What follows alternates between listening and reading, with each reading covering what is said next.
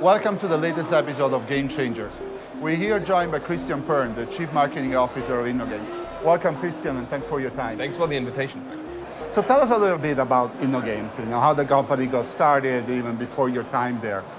InnoGames was founded by two brothers and their friend, and it was started as a hobby project, if you want. They said they want to build up a game which is that good that they actually can play it with their friends. And they started developing on Tribal Wars 1.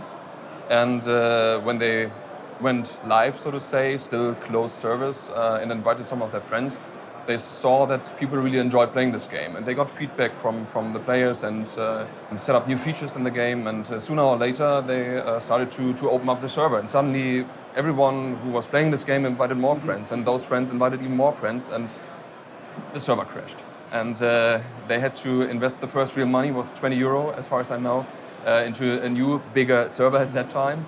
To manage to host all those new registrations. And the story continued, and by now InnoGames has grown big, more than 400 employees, and the biggest publisher and developer of online games in Germany. A great success story. Yeah, indeed. Absolutely. So tell us a little bit about some of the cross-platform hits that InnoGames have had through its history, coming closer to those days. InnoGames started, as mentioned, as a browser games company. And in those days, browser games were something new, something very innovative. And the company has a long-term success and is very sustainable and a great portfolio of different games. When mobile came up, we understood, or InnoGames as a company understood rather soon that free-to-play is a big thing, not only on browser, but also on mobile. And having such great expertise on free-to-play, it feels kind of natural to go into the mobile segment. And we've seen great success with Forge of Empires Mobile, and the new products we are developing right now and are going to launch are mobile-only pipeline. I know recently MTG has made an investment in your company. Can you tell us a bit about the relationship with them and your joint plans for the future with them? Yeah, of course. We've been sticking our heads together and we've been presenting the long-term plans of InnoGames to MTG, and I would say that investment is made based on those plans. Of course, also on the history of InnoGames, but of course the investor wants to know where it's going, and I think the plan basically is to continue the success we see with the company. So as you mentioned, you've made the shift to mobile in more recent years. Can you tell us a little bit more about how that came together, what made it successful for you? I think what made it successful is, of course, we have a great team and talented people at InnoGames. That's very important if you want to be successful at first. But it was also about the progress we had. We've been sticking to the genres we had expertise in, simulation and strategy. And then it was a step-by-step approach. We've been trying out new things and learning new things. Of course, we had to take certain risks. UI, UX, for instance, is completely different from browser to mobile. You have a keyboard and a mouse, whereas you are tapping on your mobile device. The screen is so much smaller. And of course, you have to consider all this when developing a cross-platform game like Forge of Empires is. But as mentioned earlier, the game is quite successful and we managed the transition well in taking certain risks, but being still very much data-driven, understanding what we do, try out new things, analyze them, and then optimize the single features. So a lot of your competitors, a lot of other players have tried this shift and tried to evolve from being desktop PC-based to be more mobile-driven. What advice would you have for them? That's a really interesting question. Don't reveal too much. I think it depends on which business you're actually in, but generally speaking, it's really about understanding that mobile is different and to understand where it is different. It's especially different when it comes to user behavior. If you're playing on a PC, especially when it comes to box games, then it's usually that you take some time off, you know when you are going to play, and you play rather for 30 minutes or 1 hour. When it comes to mobile, we usually see a higher amount of sessions per day with very short session times. You might be riding a bus and you are like 1 or 2 minutes in the game, and then you might have like 10 minutes off on mobile and you take your 10 minutes. For us, mentioning Forge of Empires as a cross-platform games, we also see that people really enjoy playing on all platforms. They might start in the morning on mobile and end up in the evening with a laptop on the couch while watching another episode and playing Forge of Empires on a big screen. You referred to data before. How critical was data in this transition, and how committed you are to leveraging data in your future? Data is very much the heart of InnoGames. We are very much focused on data and rationalities behind our decision. You can always have a great hypothesis in testing out something and doing something different, but it's not about the hypothesis and to integrate it. It's about understanding if it really pays off. And new features are consequently tested. We collect the feedback from the audience, from the players, and if the feedback is great and we see an improvement in KPIs, for instance, that we see people use the feature, people reuse the feature, they remain playing the game, and then we understand that this is a good feature. And what's good for our players, obviously is good for us because we want to have quite loyal players. That's what we want to achieve at InnoGames. So what marketing channels have you used or you continue to use also as you made that transition increasingly so towards the mobile? We are amongst the top gaming advertisers in TV regularly in the United States. As you know, we have a very great cooperation with Facebook, and I think we are amongst the top companies in games when it comes to mobile advertising.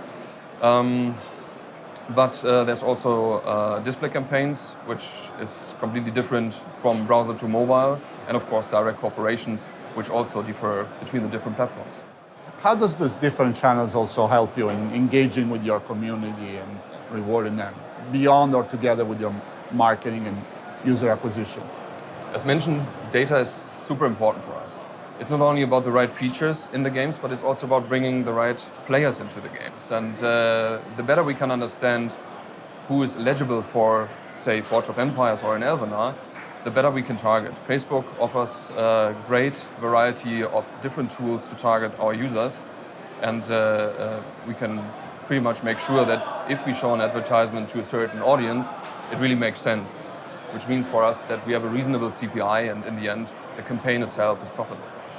Do you use some of those channels, or Facebook or other social channels, also within the development process of a game, or is mostly dedicated to the marketing side of it? A bit of both. This depends basically on the way we launch games. There are some channels you can turn on and off in a very short period of time, and there are some that really take quite long. And for instance, you wouldn't want to book a TV campaigns for bringing in some registration test-wise. But also Facebook, for instance, is great for bringing in registrations in an early stage of the game and understanding if it really feels good and if it's already marketable or if we should still polish the game a bit more, optimize the tutorial until we go live. So we test during the development and we bring in registration to really find out, is the game working already? Are we there or not? And of course, afterwards, it's the ramp up basically and scaling the game. So you mentioned data before. What role has data played in this transition? Data played a big role in the transition to mobile. We are very eager to really understand the impact of changes and new features we establish in our games. And especially when it comes to mobile, we see that, for instance, the user behavior is so much different. Whereas on browser, people usually tend to have less sessions per day, but with a longer session time. On mobile, we usually observe that people play more often, more frequent, but usually with less session times. And you have to reflect this in your features and how you set up your game. And that's why it's very important for us to really understand, is the feature really appealing to our players? Is it really engaging? Do people stick in our game? And do they, in the end up being a loyal customer, a loyal player of ours? That's very important, but still, data is always like a back mirror. You can only understand the past. You cannot really understand what's going to happen. Of course, you can have some good idea and some good forecast when you look at the data, but that's where, for us, partnerships come into place, because our partners knows best what's going to come. They might already have a good idea on how new features on their side are going to work and what's going to happen. And especially when it comes to marketing, this is very important for us as a company, being innovative. Because if you want to be innovative, especially in marketing, we need to know what's next in line. Has Facebook helped you in that? Indeed, very much. We are part of the Facebook Gaming Council. We are part or take part in regular meetings with Facebook. We have our QBR. We share insights, reports, all this stuff. So Facebook helps very much, and usually we are more or less in every closed beta with every new feature that you guys offer, and we are very happy in contributing to those new features and testing them out, because it helps us differentiate from our competitors and being first in applying new methods in marketing. So looking ahead at the future, what's new, what's next, what's exciting to you at InnoGames? So we basically came from browser. We then managed to be cross-platform, and mobile is the next big thing for us, and we will remain growing as a company as we did the last decade and proven our success. So I have one last question for you as a great business partner. What advice would you have for us? What advice would you have for Facebook? Only positive, to be entirely honest. Keep on being as you are, keep on trying out new things, offering us always great new features. There's so much to come, as we already know, so many features to test, and I think we can constantly improve, and it's a win-win-win situation for each and everyone. So it's good for Facebook, it's good for InnoGames, it's good for our players, and I guess that's what all our business should be about. That's great. Christian, thanks so much. I really appreciate your time and your insights. Yeah, you're Thanks welcome. again.